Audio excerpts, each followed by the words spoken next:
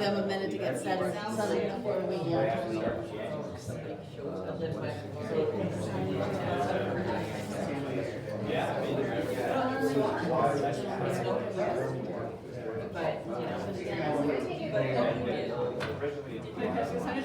it sounds like even now.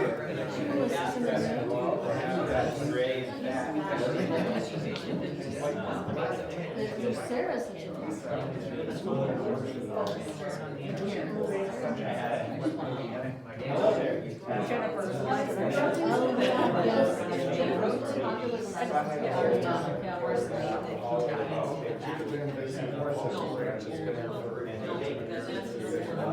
Sounds like we need a new cross range pipe anyway too.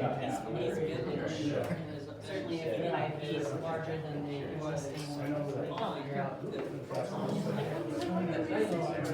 Yeah, so I mean, you don't have to say what. All I gotta do is like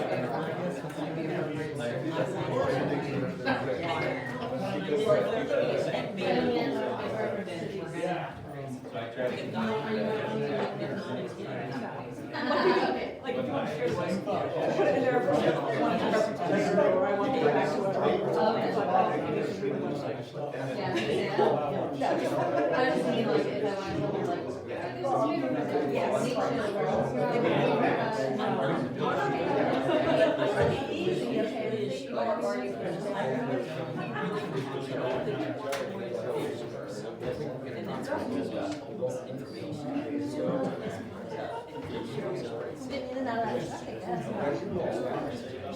too bad.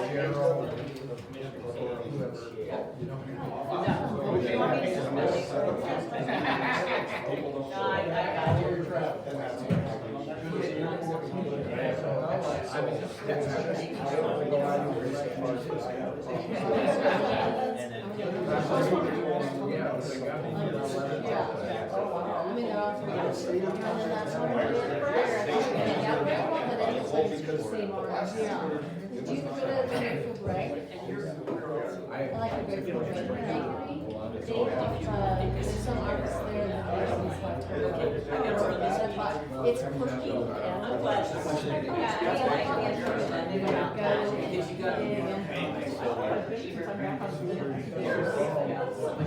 There must be another way to do it. I like them. I like their stuff. I don't want to have to like this.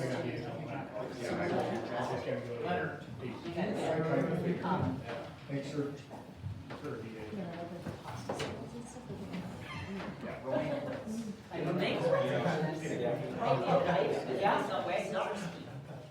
He's not the people I know all the time, but okay.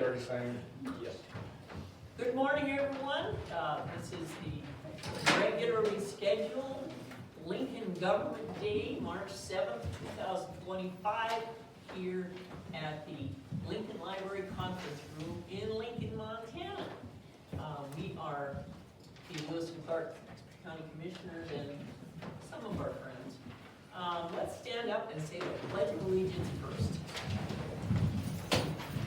I pledge allegiance to the flag of the United States of America and to the republic for which it stands, one nation under God, indivisible, with liberty and justice for all. Now I'm supposed to introduce you. Hi, I'm Candace Payne. Sorry. It's been a long day. To my right is Commissioner Andy Hunt, world famous. He's been here 18 years as a commissioner, and he's got all that white hair and a lot of knowledge in there.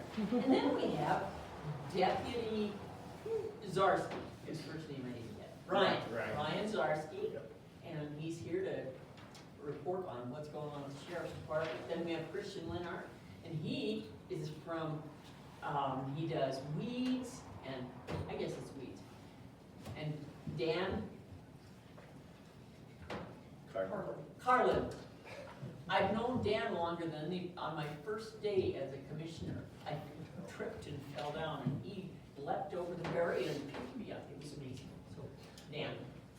And to my immediate left is Tom Rolfe. County Commissioner Extraordinaire, recently back from Washington DC, and our CAO, Roger Baltz, and Jenny Chambers is head of our Public Works Department. So, there, I did the right thing. There's folks from the health department, there you are. Stand up, tell us what your names are. Hi everyone, I'm Julie Barber. I'm Melissa Baker with the breast and cervical program. You're with the what? The breast and cervical cancer screening program. Oh, okay, well, thank you. Julie's my Glad you're supervisor. here. All right, that is all of the introductions. So we can commence with the reports, is that? Okay, the report from the Sheriff Department is first up. All right, I will Are hopefully you gonna not. tell jokes like, No, I am not as lengthy of a speaker as the sheriff. I'll keep it a little shorter probably. I was just kind of told about this a couple days ago and given a couple brief notes to talk about. So I've been selected as one of the North roving deputies for the year. So I will primarily just be bouncing around all the North, like Augusta, Wolf Creek, Craig, and Lincoln. I've been up here for about a month and a half now.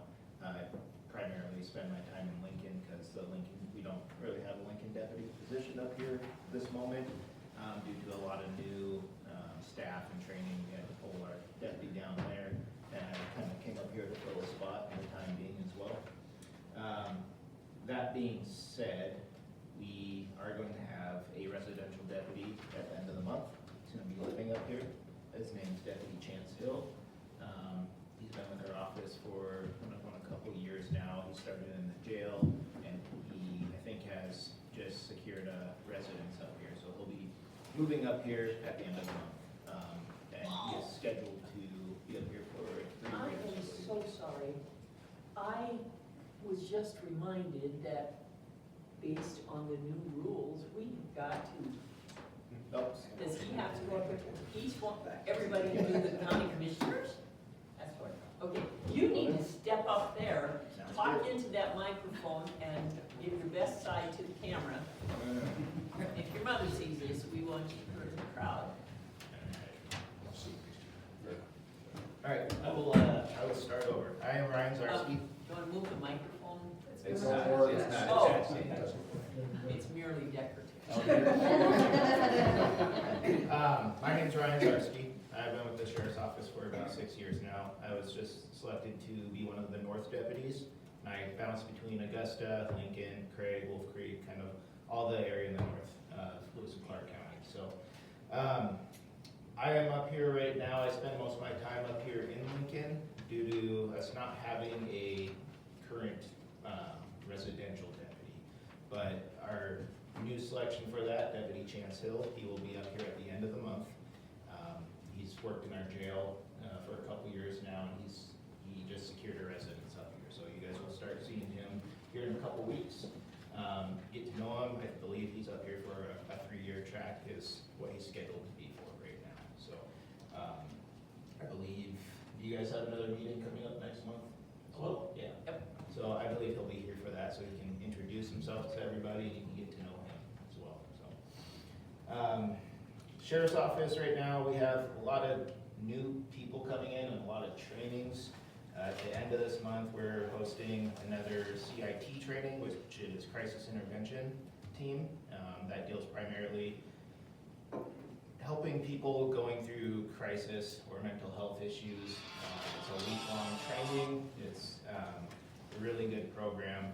It just helps officers learn how to interact and talk to people going through crisis, as you know, they may not be thinking clearly or may need assistance or resources. So it's a great program. It's statewide. It's been getting bigger and better, and it's been helping deputies out in the field a lot, as well as other professions. We have people from like Center for Mental Health. We have EMTs go through it, some firefighters. We have people in our jail go through it. It's a great program. So We are currently, I believe, training three deputies in training right now, and we're about to hire a couple more, going through the process for that. So we have some in the academy right now and some going through field training currently. And then we just recently had new sergeant promotions, 3 new sergeants. It'll be Andy Higley, Deputy Chris Rebo, and Jordan Hall. I'm not sure if you guys will see much of them up here, but we just have those promotions as well. The sheriff isn't here today. He's busy at Western States Sheriff's Association in Reno, and that primarily focuses, it's an organization that assists sheriff's office all over with kind of legislative issues, primarily working with like the Forest Service and Bureau of Land Management. They work on issues with public access to lands and laws on those lands. So he has a seat kind of at the national level to help discuss and work on issues related to that.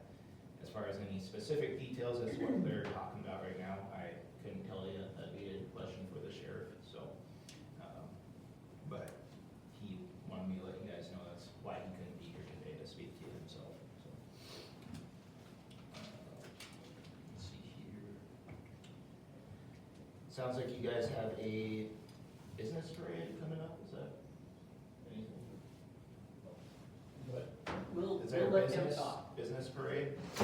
Anything to that? I don't know. He mentioned something about that. There's planning for that. Who's gonna be in charge? I don't know. You guys don't know what that is, but aside from that, he did want me to talk about, there's a thing called step shift. It's for traffic control enforcement.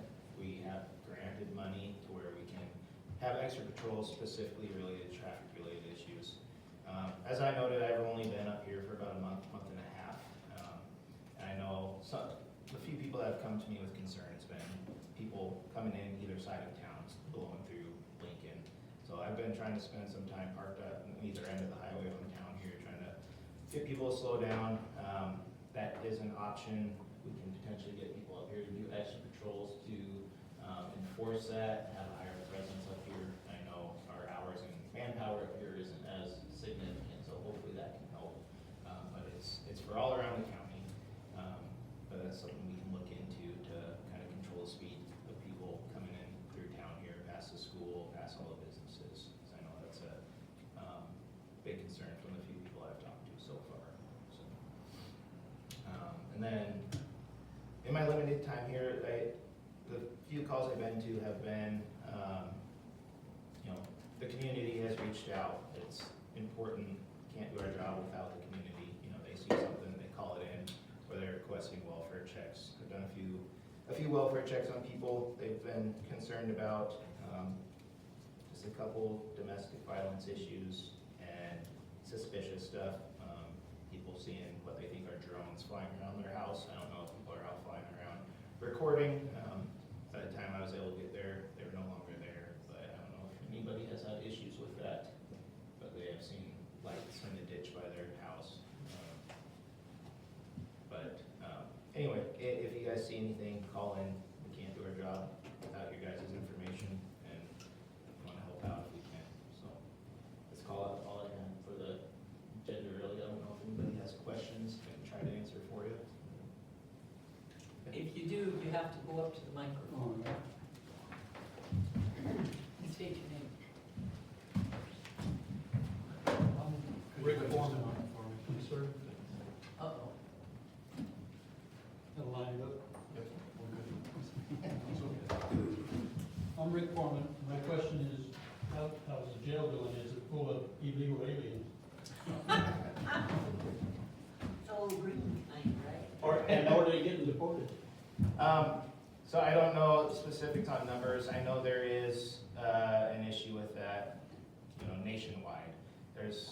Last I heard, we aren't really allowed to arrest them solely on legal immigrant status. We can contact the proper agencies like ICE and let them know their whereabouts and information. And then let's say if committed another crime at this time, we can't simply arrest them just for being only talking criminals.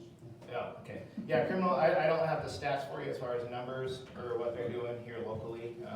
The sheriff usually comments on the jail all the time. Sure. Yeah, like I said, it's kind of a last minute thing. I don't have all the information you'd probably normally talk about, but our jail numbers, they're always pretty high and full. I know we recently got that down to a reasonable level to where we can start arresting people on like smaller warrants and stuff, so it's more manageable now, so it's not as full as it has been recently, so. Any other Thank you, Deputy. Yeah, thank you. Next is the Community Council. Zach, do you have something to say?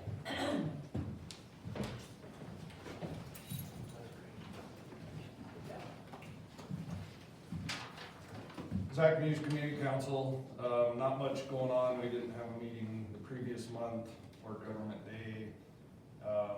Public Works, I'll let Jenny deal with that. We did, you wanna talk about the yeah, I'll let you. Really, it's mostly fire stuff that I can inform you on. Really, we didn't talk about a whole lot on public, or on community council, other public works. So we did have a big, not a big fire, but a structure fire a couple weeks ago.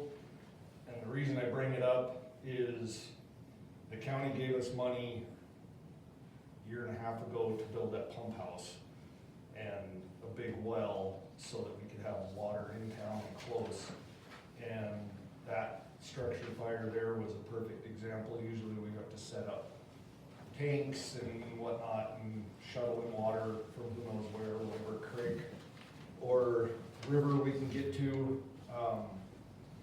And that one being below zero during the fire, we really couldn't do that because everything would freeze.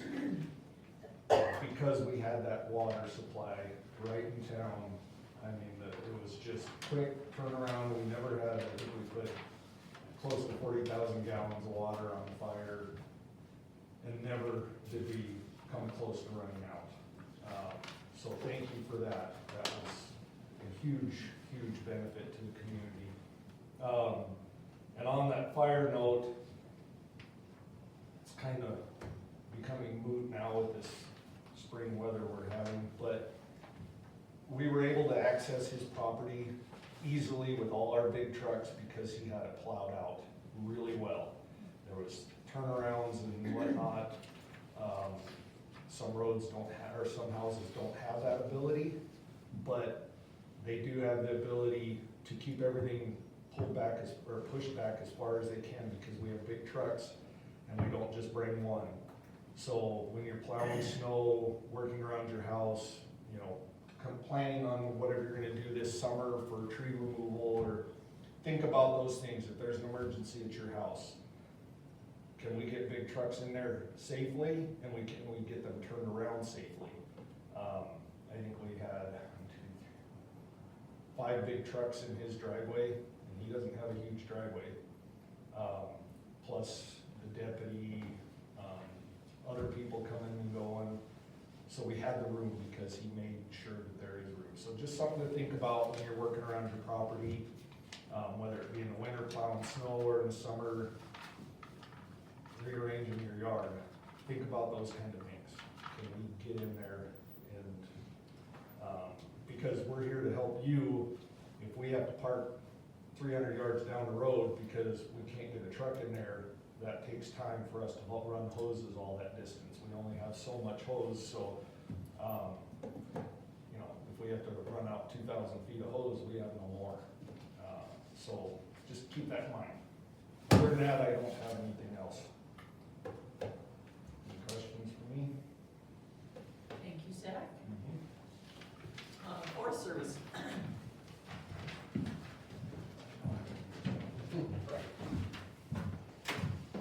Morning, everybody. I'm Jim Yarbo, Lincoln District Ranger, for those of you who don't know. Would you say that again more slowly? I'm Jim Yarborough, Lincoln District Ranger, for those of you who don't know. So, I don't have a whole lot to report. Right now, the groomers on the snowmobile trails aren't grooming because the snow conditions aren't good enough, river gets clogged up. So there's whoops everywhere you go, and what do you use, you know? So it's rough, and we're losing our snowpack, so we're starting to lose the trails too. This summer, you all have heard the noise in the media, I've heard the same noise. We are going to keep all the major portals open, we're going to keep campgrounds open, we're going to keep toilets open. So the one place we might cut back a little bit are the motorized trails out in the front country. And so we'll get those as time allows, our firefighters will likely get those for IA purposes. So as time goes, as summer marches on, we'll slowly get to everything, but it's gonna take us a little longer. We think, I don't know that for sure, because as we move through this process, things are changing, right? You all know what I know.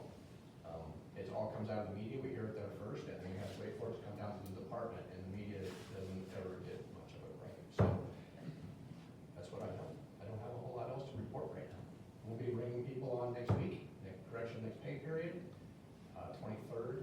There's still people coming on, so it's not, we're still gonna do our job.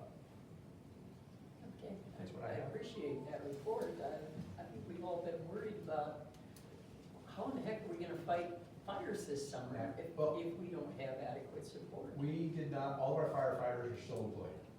Okay, All of our first line, frontline firefighters, first line, they're still there. okay, So, yeah. that's good to know. Anybody have any questions for Jim? Got some other folks. Oh, yeah, there's, Did you want to maybe introduce the other folks? Oh, DNRC, they're not with me. they're not. But I can introduce them. They're separate. Yeah, that's right. And We can talk now, we can talk later. it's pretty great, isn't it? You know, I was at a place, I think it was the Taco, and your alarm clock or your phone goes off like that, you gotta bring donuts next. So, this is a warning. Thank you, Jim. Let's, I believe the Public Works is next, and we'll get to you guys. Good morning. For the record, my name is Jenny Chambers, Louis County Public Works Director, and I've got a couple staff here that will introduce and they'll come up as well and give their updates for the group. I don't have a lot either as well. We're winding down winter season, so still plowing snow and doing work we can do during the winter. And this is the time of year it starts getting a little bit more sloppy out there. So as the snow melts, as the road conditions move forward, gravel roads get a little bit rougher, potholes and stuff start forming. You have to allow a little bit of time, March and April, for us to get the graders and stuff up here to get moving, to get those roads in better shape. Also, the hot asphalt plants aren't even open until usually around mid-April. So we can use some cold mix, which is pretty costly for the potholes now if they're really bad, but otherwise we just kind of wait until we get that hot mix available through the asphalt plants during the spring season. So just bear with us on that, but if you see something, let us know. It's very similar to what the deputy had indicated. We can only do our jobs as well with you guys notifying Public Works if there's something within your area that they have to address. Zach mentioned some of the conversations at the community council. One of those topics for Public Works is looking at a potential grant opportunity for the Lincoln, Augusta, Wolf Creek, Craig area as what's called a safety action plan. So what are the hot areas for either safe streets, whether it's a school area, whether there's just a safety issue that comes up in a certain location that we need to get addressed. And the one in Lincoln that everybody's always concerned with in some of those conversations is the safety aspects of the highway. The businesses are pretty close, the traffic, is there a way we could do traffic calming devices, coordinating with MDT on what that looks like. So there's grant opportunities available for implementation grants, but in order to get an implementation grant, you have to have first a safety action plan. So we've been talking about maybe partnering with Lincoln and Augusta to develop a safety action plan to apply for a planning grant in order to get money to actually write that plan for the areas. So would be a safety action plan, planning grant. With the planning grant, you can do some demonstration grants to see if you can get some data associated with implementation of that plan, which you could put up some traffic calming devices, get some data collection, get some feedback from the community on what they like, what they don't like.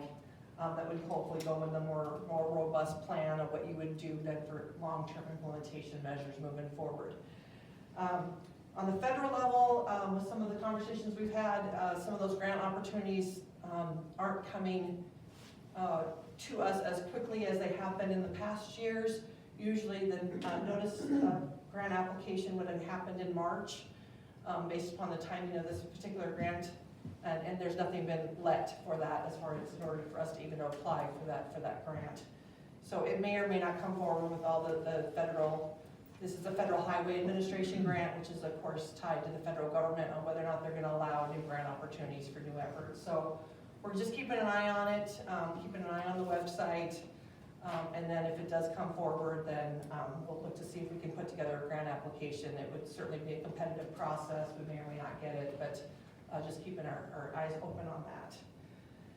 The other update I wanted to give you today is, of course, you guys all know, but we've Dalton Mountain Bridge is done.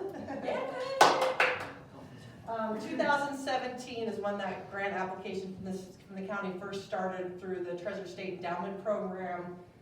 It was really, really costly project. The commissioners wanted to partner with MDT on the Off System Bridge Program. That project got completed. It's turned over now from the Montana Department of Transportation to the county. It's a county asset. It's a major infrastructure project for the county. Christian is our stormwater pollution prevention plan administrator. So we went out this morning and do the monthly SWIP inspection, which is the stormwater inspection to make sure that the BMPs, the best management practices, are held in place. You're not having runoff concerns. You're not having sediment. You have to manage that until it gets to full-blown completion of that project. So it's now turned over to the county for us to administer. In total, that contract that MDT had for Sletton construction was over $4 million. So it's a $4 million plus bridge project. In order for the county to get our draw reimbursed back for our grant that we had applied for, we needed to meet a threshold of the off-system bridge program of like 2.3. So that got met early on. We then had to put all of our paperwork together to get the county's match portion returned through the Department of Commerce, which is a Treasure State Endowment Program. That's $558, $806. I wanted to share today that we successfully put all the pieces together, all the paperwork, all the forms, got it all submitted to Department of Commerce, coordinated with MDT, and we've got, the county has been paid back on that $558,000. So just to say that this was a major infrastructure project for Lewis and Clark County, over $4 million, that cost the county taxpayers zero, cost you $0 of county taxpayer funds. So as we continue to move bridges moving forward, we are continuing looking for grant opportunities to try to stretch the money as far as we can based upon these projects. So with that, I was going to turn over to Dan Carlin to give you another update on another bridge project, and then Dan's going to turn over to Christian to talk about noxious weeds, since we're on spring runoff, and then we'll be, any one of us can answer any questions folks have. Thank you. Hello, everyone. I'm Dan Carlin, county engineer. Thanks, Jane. She mentioned one other bridge that we've got going in the area. So the Lower Beaver Creek Road bridge, just right off the highway there, that's pretty narrow. Also, the deck is in pretty tough shape. We're in the middle and have worked on a design for a full replacement of that bridge. It's really expensive due to hydraulics and hydrology and the things that go along with building a new bridge. But in the meantime, we do have the materials to redeck it. Due to us replacing another bridge in another location in the county, we have some additional timber stringers that we're going to add to it, so we can also get that widened out as much as we possibly can and maintain and perhaps even increase the load limit on that bridge just a little bit. So that should be coming hopefully this summer. Kind of, it all depends on spring weather and everything that goes along with that, as well as that is kind of a sole access road, so we do need to work with the adjacent landowner there on getting a detour in place while that work takes place. So I think that's mine. Turn it over. That was Beaver Creek, what did you say? Lower Beaver Creek Road. Thank you, Dan.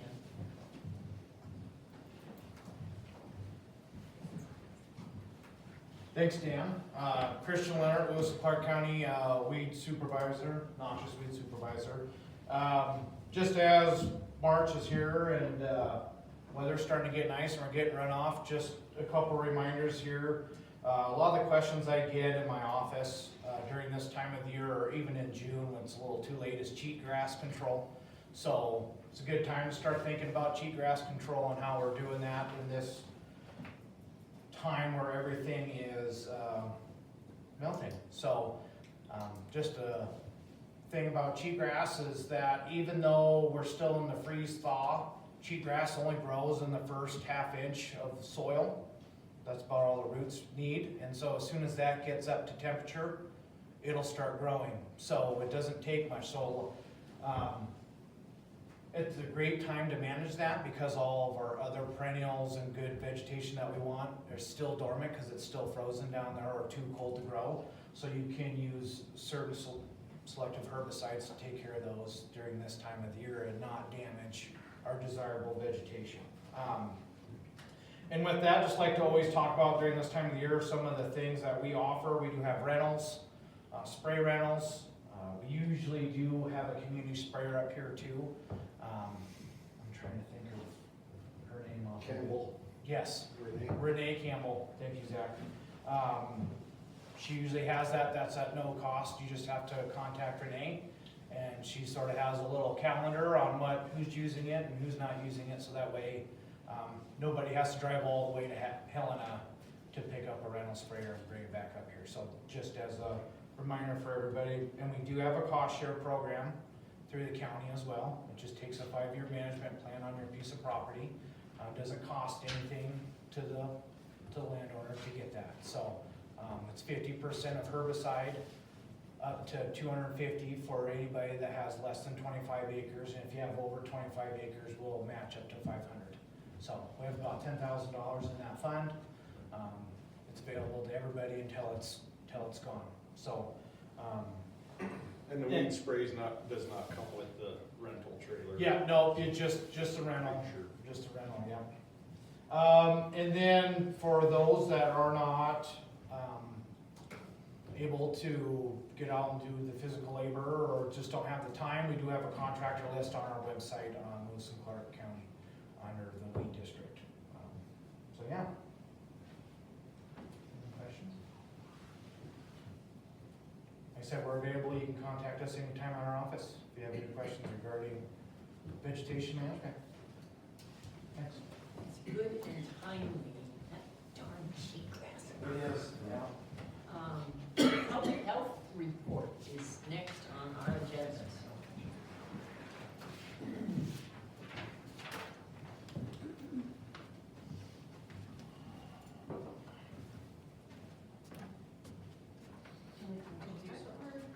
You want to introduce what I'm not doing or why? Sure, yeah, so we wanted to talk this Give month. your names, please. Thank you. Julie Burr, Prevention Program Supervisor of Lewis and Clark Public Health. Melissa Baker, I'm part of the prevention team.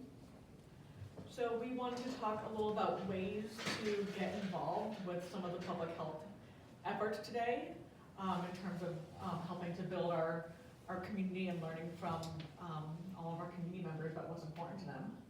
So Melissa's going to tell us a little about coalitions and some of the projects she's working on. All right. Okay, so we thought we'd start with a little overview of what exactly a coalition is. Coalition is, well, local health departments, such as ours, engage community stakeholders in a wide range of outreach activities on a regular basis.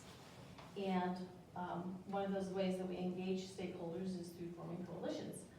A community coalition is a group of individuals representing many organizations, or sometimes they're just there to represent themselves and their experiences. And they agree to work together to achieve a common goal. And so the things that happen at a coalition meeting include things like, well, for instance, Lewis and Clark Public Health, in this case, it provides the lead. And we may have another organization that helps to lead as well. Like we partner a lot with like AARP, Rocky Mountain Development Council, St. Peter's. Yeah.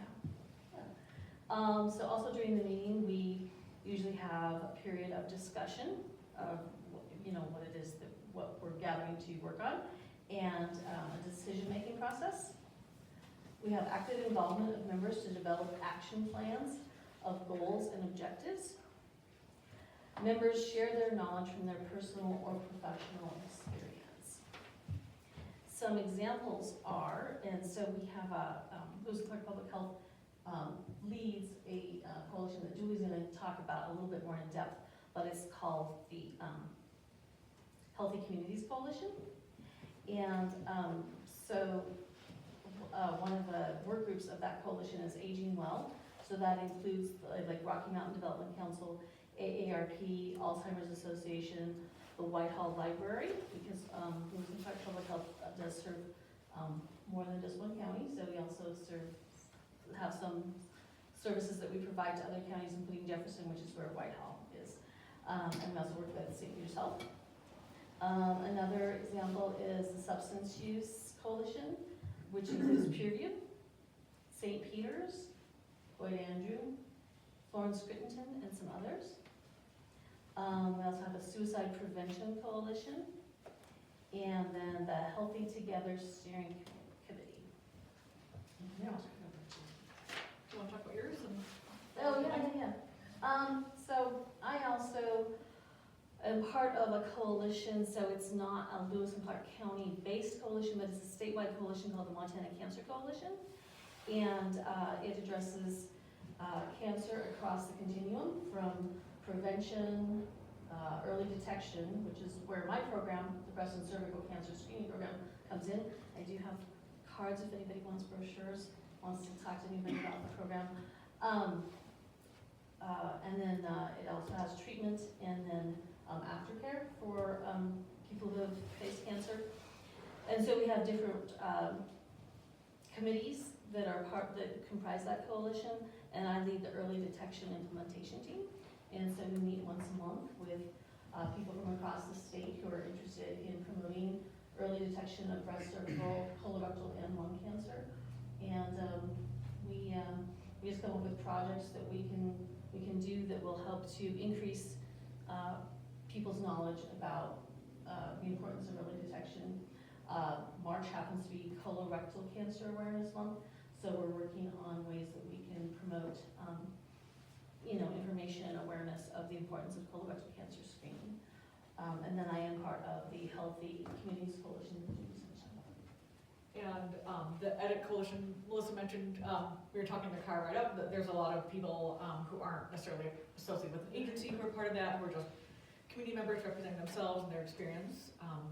And we'll have some more information from her. And then the Healthy Communities Coalition has also a wide variety of agencies, and our focus is reducing the prevalence of chronic disease and supporting people living with chronic disease here in the county.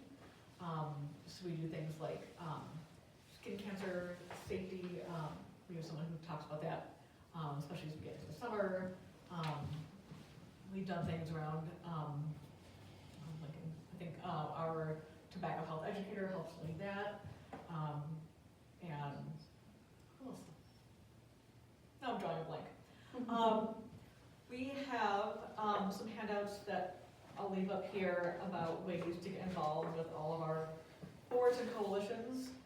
Some things are in person in Helena, some things are virtual, some are hybrid. But if there's something you're interested in and maybe the format isn't right, we'd still be happy to chat and see if there are ways we can loop you in on a phone call or something like that. So I will leave these up here next to Jenny, if that's all right. Are there any questions for us? Well, thank you all. Thank you. Later too.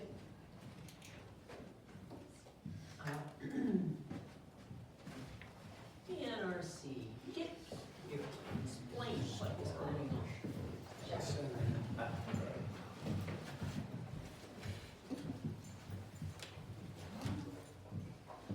My name is Kristen Baker Dickinson, and I'm the unit manager for Clearwater Unit in Lincoln Field Office. I wanted to share with you today that I don't currently have an update on Bill Sears' former position. I'm actually meeting with my boss on Tuesday to re-engage in the conversation, and I should have updates soon. But in the interim, I would like to introduce Melissa Ellis. She's been hired as an assistant fire management officer that will currently be helping us both on the Clearwater end to the west and here in Lincoln, kind of floating around in a leadership position for us. And Melissa started with us last month and resides here in Lincoln, so that's great news. In addition, we've also hired what's called a fire operations specialist, and he will be starting on Monday. He too will be providing critical leadership here in the Lincoln area as well as further west in the Clearwater unit. And finally, we are bringing on our 4 what are called guaranteed seasonals. They're senior engine bosses. They will be starting Monday as well. So we will be bringing on staff imminently. And in addition, I'd like Melissa to introduce herself very briefly and explain the remainder of the hiring for the firefighters this season. So my name is Melissa Ellis. Like she said, I'm an AFMO for the Clearwater Lincoln unit. So right now we are just in the process of getting ready to interview all the firefighters. I think we have 8 positions to fill. They will start May 19th. So we'll have full staff and crew for that. I think we're looking at 3 or 4 engines from Clearwater and 2 to maybe 3 in Lincoln. So we're hoping to have a full staff. It just kind of depends on what the next month brings us, but for our engine buses. Yeah, so in the next couple of weeks we should have who we're going to hire for the firefighters, and we're also going to be doing interviews for the logistics specialists, or logistics and planning. So we'll have another person up. So, any questions? And you are? Tell us a little about yourself. So I came from the east side, from the Southern Land Office. As a volunteer, I started firefighting in 2017. Excuse me, where are you talking? Is the southern line, are we talking Florida or Mountain City? No, the east side of Montana. Okay, see? So I came from a little town called Shepherd. It's just northeast of Billings. Suburban Billings. Yeah, so, yeah, I've been fighting fire. Bo Maciag brought me out here for the Colt Fire, 2 years ago now? 23. And tried to get me to come over here then, but I said no. And then he brought me over for the Meadow Lake Fire, and I said yes. So I applied and got the job out here. So I am task force qualified, so I've kind of worked my way up in the ranks, and I hope it'll be a great season. So just still learning the ropes. So, any questions? And you joined the volunteer fire. State your name, please, when you ask your question. Stand up. Over so the microphone can hear you. Yeah, I'm Doug Volcon, and I live out in Lincoln Springs subdivision, and we have adjoining land to the DNRC, so we're a little bit concerned out there. Are you going to be living within the community? I live just down the road. Just down the road, it's going to be Missoula. No, right here. The hair salon. Yeah, I live right next to the hair salon. Okay, So I'm gonna be, so like she said, I'm gonna be bouncing back and forth. My time should be mostly in Clearwater, but I will start my mornings here. Like I'm here, I work out of the Lincoln office as well. out of the Lincoln office. Yeah. Now, That's the boss. I had a question for this young lady over here. I missed, my hearing doesn't go very well. Are you with the DNRC here? Yes, And your position, the unit manager. unit manager for the Both. Lincoln Yeah. District? Okay, I'm pleased to meet you. I'm again out in Lincoln Springs subdivision, west of town, so. Okay, thank you. Thank you. And then Kristen wants me to let you know I did join the volunteer fire department, so I am a volunteer in department. I don't know that I really had a choice, but I showed up to say hi, and so yeah. And you're going to the Fireman's Ball, which is Of coming right course. up. Okay, why don't you tell us when that is. March 22nd. March 22nd, what time is that, 6? Doors open at 4. Okay. I don't know much about it, I just literally Just. got my gear yesterday, Just- so. You'll, It sounds like they have a great set of, auction items and stuff like that, so. We'll talk about it a little bit when it's open, when it's open. the floor, or when, Oh. yeah. When we have public comment. Yep. Other business, okay. All right, Thank you. great, thank you. Nice to meet you.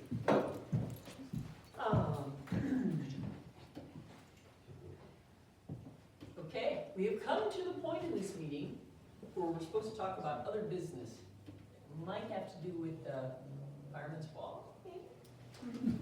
Okay. Zach Muse, Fire Chief, different hat. Fireman's Ball's coming up March 22nd. It'll run like it usually does, and we'll have live band, steak, potato sides, kids stuff, dancing, silent auction, live auction, bucket raffle, 50/50. Doors open at 4. Dinner starts, I'm gonna try and getting the steaks out 4:30, so we will, because the community hall's not that big, and we're getting more and more people, so I try to bump it up each year. So 4:30, steak should be ready, and we'll be down there all day setting up, so if you wanna stop in and look around, by all means, come on down, we'll be there. Pay at the door? Pay at the door.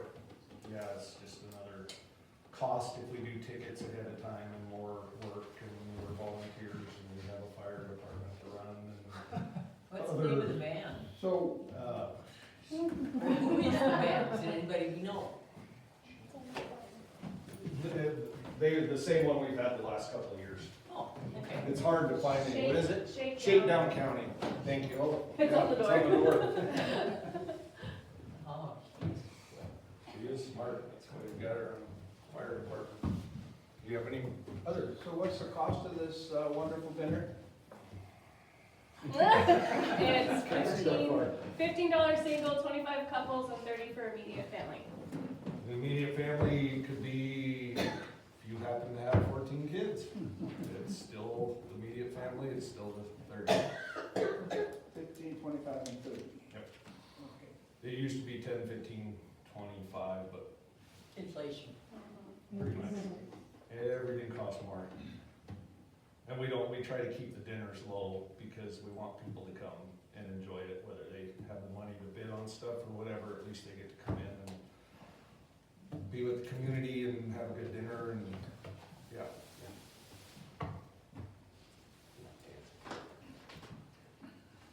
Okay, thank you, Zach. You got it. Is there any other new business?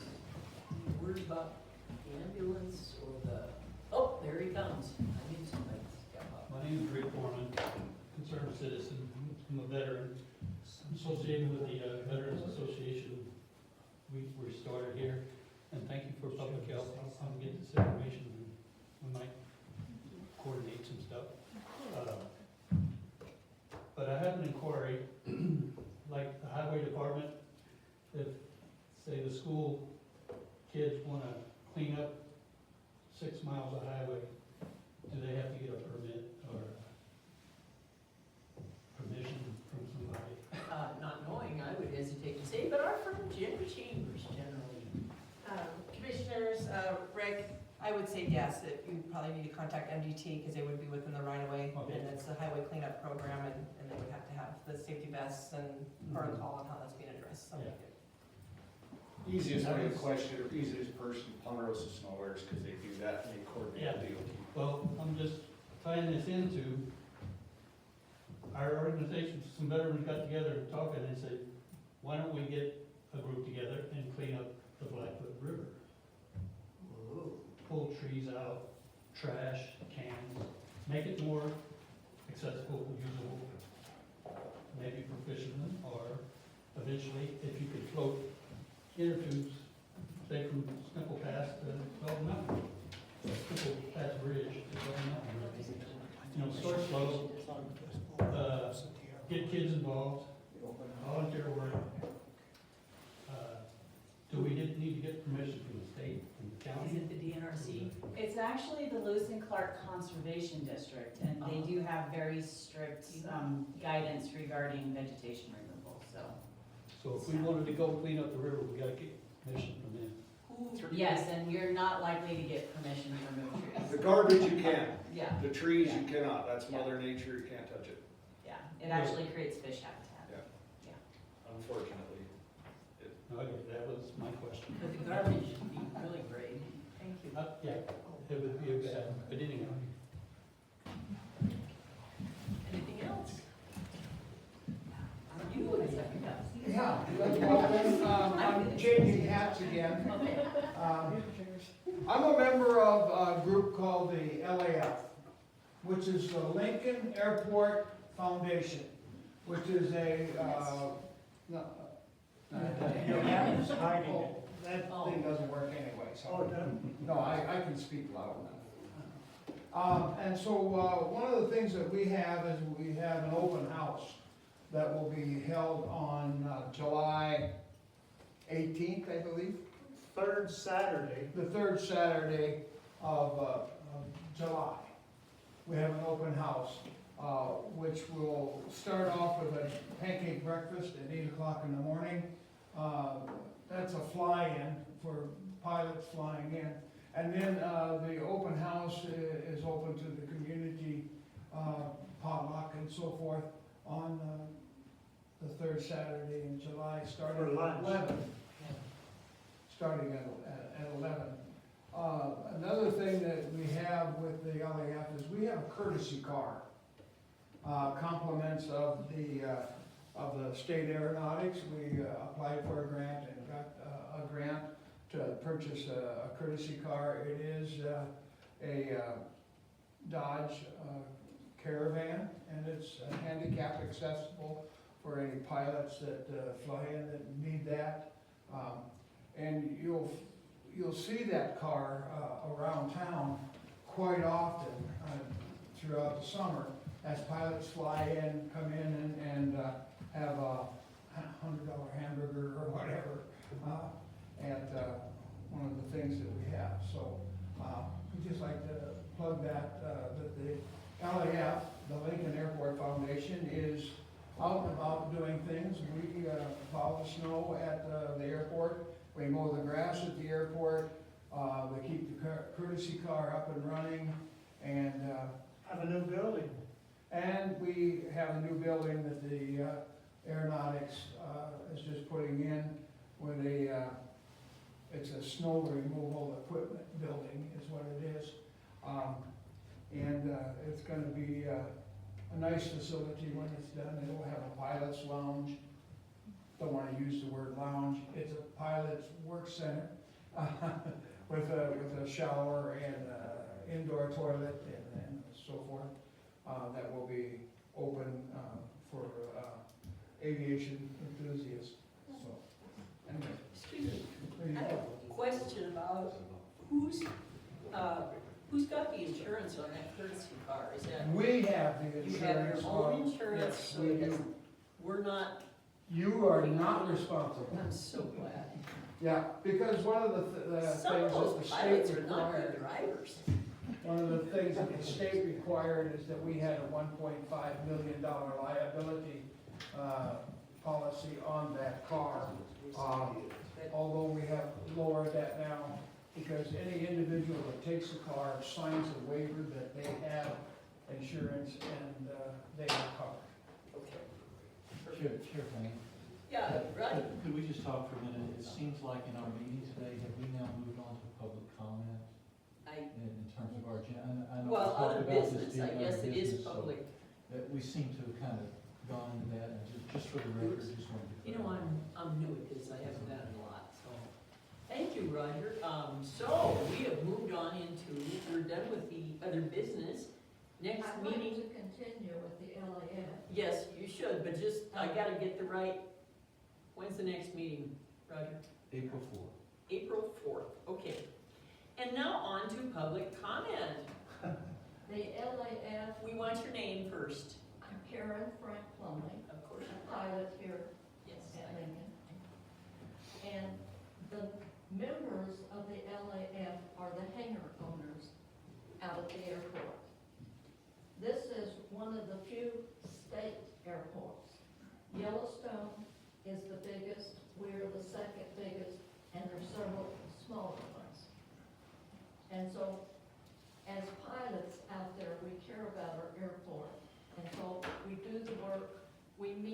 monthly, often with members from the State Aeronautic Board, to plan future developments and talk about what we're doing at the airport.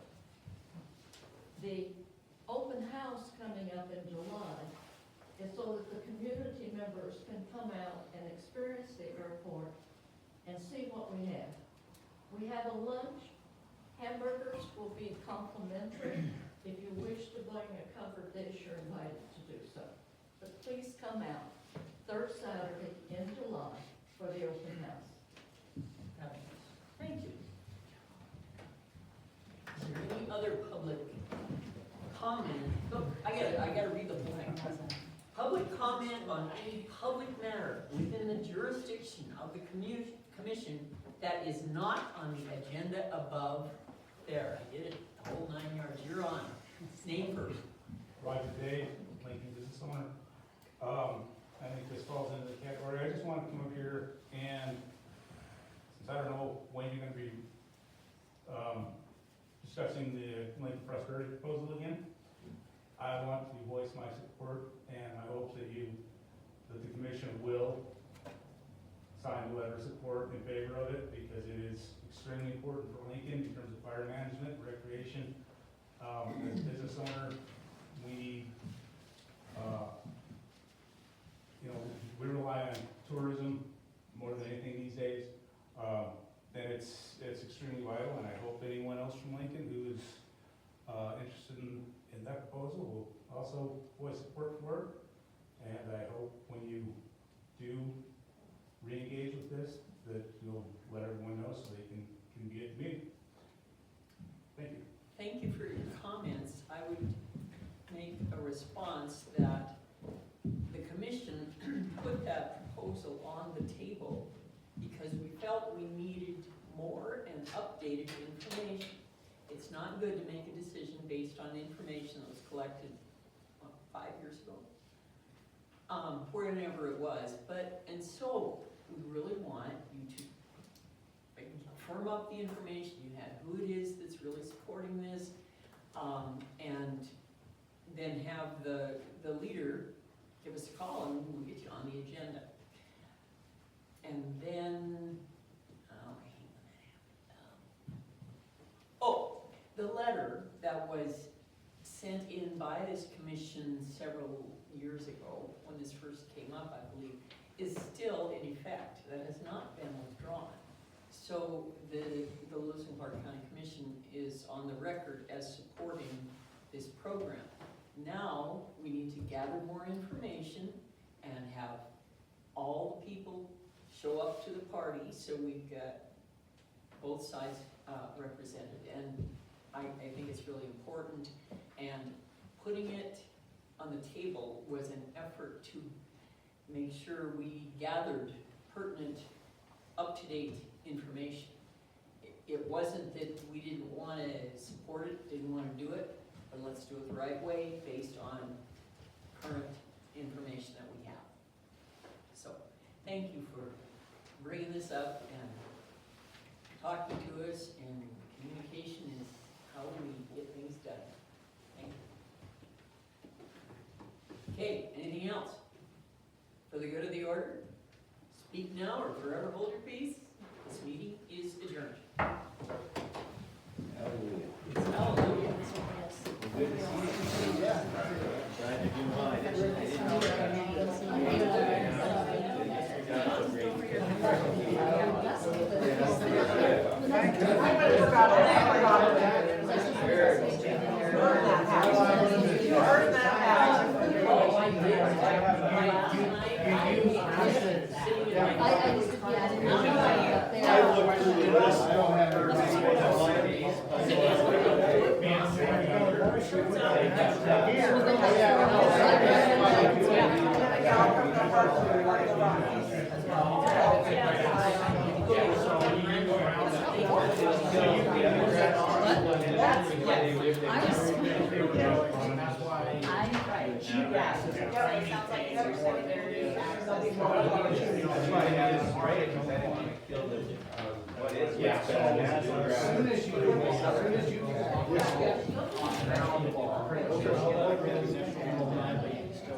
Oh, it's gonna be, Cheatgrass. Oh, absolutely. Oh, I appreciate that, thank you. And that's your Sounds like music, and I those just contractors to come in and build more expensive. Okay. it would not work with Glyphosate. glyphosate. And that's why you do it early, because it's a non-selective herbicide, so you don't want, that way you don't kill your. If you want to spell it, if you've got a business. That would be glyphosate, there's also No, all so- Roundup. Oh, short answer. My husband doesn't like me using those. As long as you don't get it wrong. All right? Yeah. Then you know where to get a hold of it. Well, this is my place down in Park County. Yeah. And it's a problem, and the guy who puts up our hay is, I think he's busy calving, he's probably not paying attention at this time. 10% there. Try to bring it in. Thanks for being here. Yes. Thank you. Tom. He wanted to, catch us real quick. Yeah, you too, okay. Just put a bug in your ear. I'm working on trying to get together a steering committee to apply for this Iowa Community Tourism Grant Program. Just familiar with it, it's from the state. Provides $2.75 million over 5 years for local communities to include tourism. Did you know, years ago, I started flying the Super Cub with my dad. So, and this is the kind of script that I was. Well, it's just, Yes. yeah, but it's basically what our